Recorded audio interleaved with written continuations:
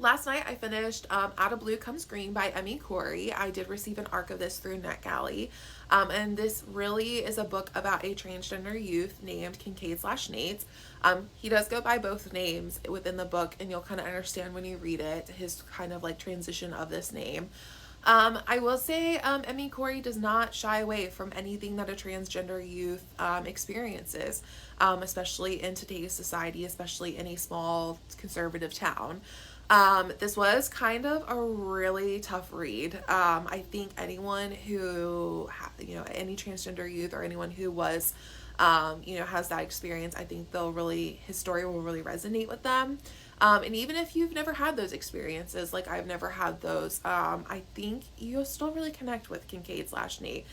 He's, a very well-rounded character, very well developed, and I think you will definitely connect with him.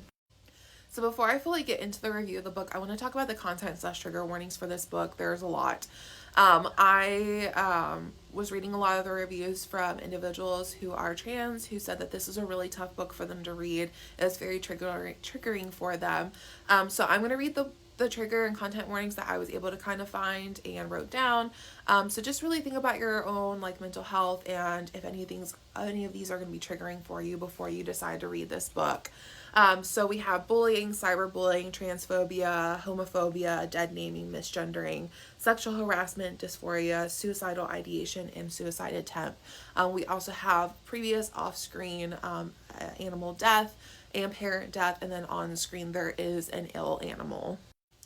So Kincaid is a teenage transgender boy. Previously, he had always dressed a little bit more masculine, but at the beginning of this book, he has cut his hair and he is very much male presenting. He has a crush on a fellow student named Christine and is very much under the impression that if he is much more masculine, Christine will fall in love with him. Typical, very teenage ideals and internal thoughts. Kincaid is a little flawed. He's a teenager, and you see a lot of those kind of like teen thoughts and teen ideas. He can be a little self-centered. He doesn't really truly think all the time about the people around him, specifically his friend Libby. He can also be a little cruel in some of the things he thinks about, especially about a new character named Maddie. And he also kind of has, in my opinion, kind of a toxic idea of what a man should be. He wants to be more masculine, be more male presenting. And so some of his internal thoughts about what a man should do and shouldn't do can be a little toxic. And he does get called out for that, which I appreciate. So I think, one of the things you really see in this book is kind of him really understanding, how do I want to be? Do I want to keep this fake mask on of being this kind of super macho, very like toxic masculinity type person? Or do I just want to be myself? That is also a boy. Enjoy going to plays, enjoy a little bit nerdier things, but still be male presenting. So it was really a fascinating just to see his character development in terms of that, and really understanding that, sometimes those masks we put on, especially in high school, I think everyone can connect to putting on a fake mask in high school, is not always who we really truly want to be at the end of the day.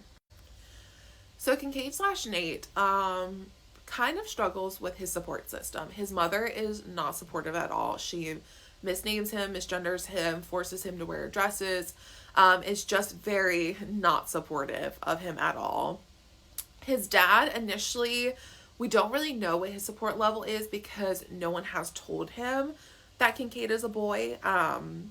It's not until much later that they have a conversation and you see that his dad has always kind of known and has always been supportive of it.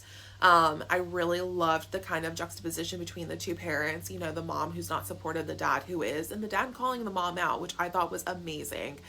Kincaid also has an older brother who is incredibly supportive and always has Kincaid's back, which I was so happy that he had at least one family member who was incredibly supportive.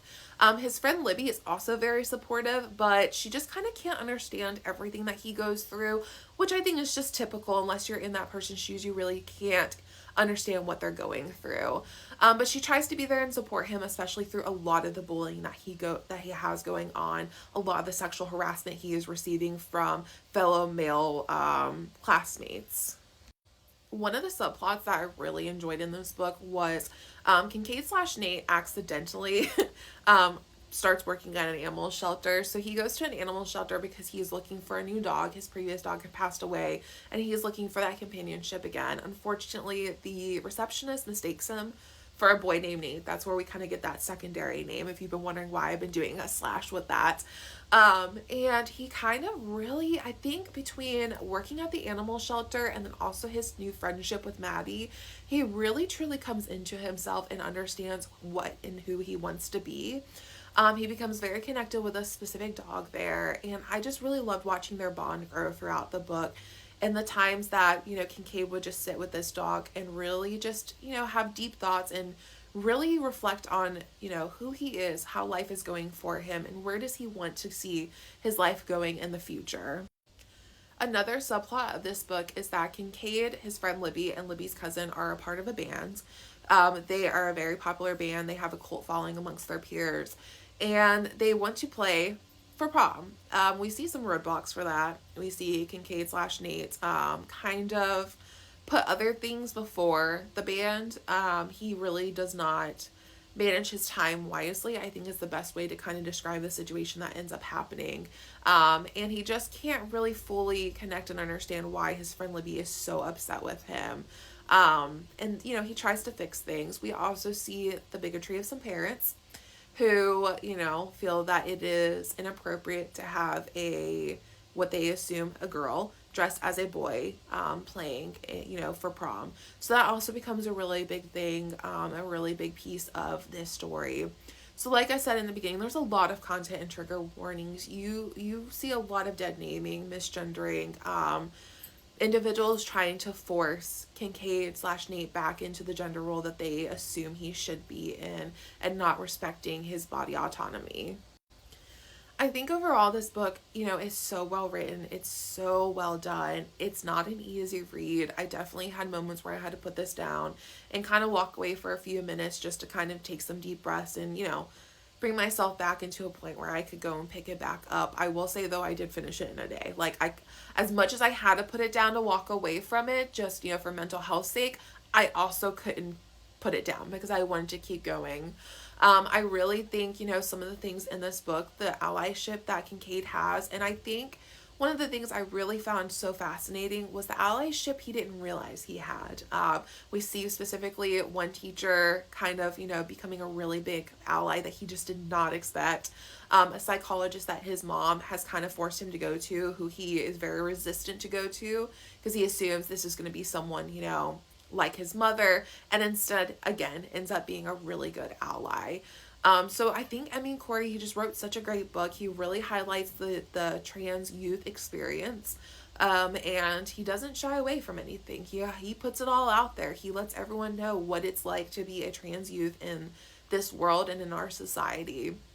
And I think no matter what your, own perspective is, I think you're going to connect to Kincaid slash Nate's story, and you may see pieces and parts of yourself in his story. So Out of Blue Comes Green. It comes out on April 23rd. I really think this is a book that many people should read. Again, keeping those content and trigger warnings in mind, and your own mental health and your own journey and your own safety. I just, I think this was just such a wonderful book. It's definitely going to be a book I'll probably read again. And I really think it's one of those where you may think you understand what a trans youth goes through, but you really don't until you read something like this, and it really slaps you in the face that you don't understand everything. I'm so glad that there are books like this that show representation and really help to educate people. I thought I was pretty educated. This book educated me more. So I definitely think you should read it. I think it's a wonderful book, and I can't wait to see more people just read this book and fall in love with it.